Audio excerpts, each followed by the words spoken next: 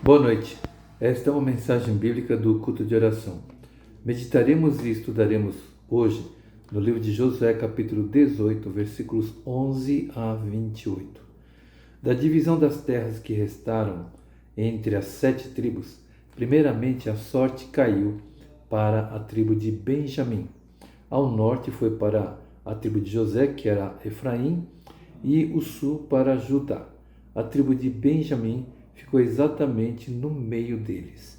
Em primeiro lugar, vemos que Benjamim era o filho de Jacó e Raquel. Era o caçula depois de José.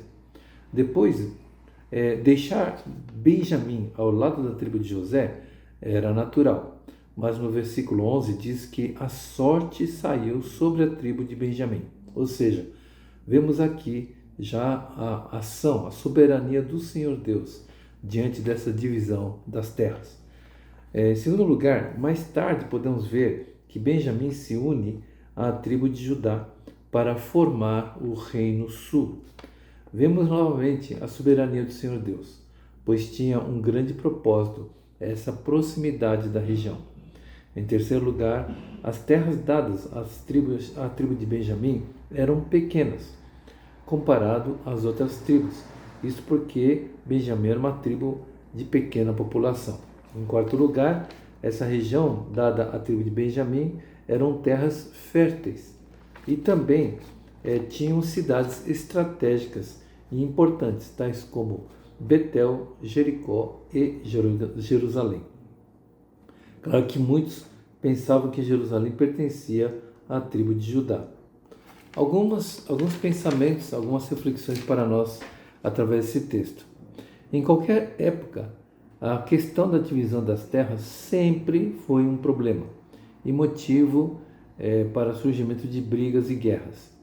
Mas a forma como o próprio Senhor Deus estabeleceu, proporcionando terras maiores para as tribos maiores, alguns lugares estratégicos para os propósitos de Deus, para aquelas tribos específicas que Deus havia escolhido, e de forma não tendenciosa ou que não tivesse interesses meramente pessoais, gerou tranquilidade entre as tribos de Israel.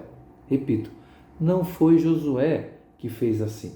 Foi tão somente a orientação do Senhor Deus e Josué tão somente obedeceu e também, por final, o povo também obedeceu. Quando nós vemos a obediência acontecendo entre a liderança e entre o próprio povo, podemos ver um fluir pacífico e tranquilo e dos propósitos de Deus se cumprindo na vida da igreja também.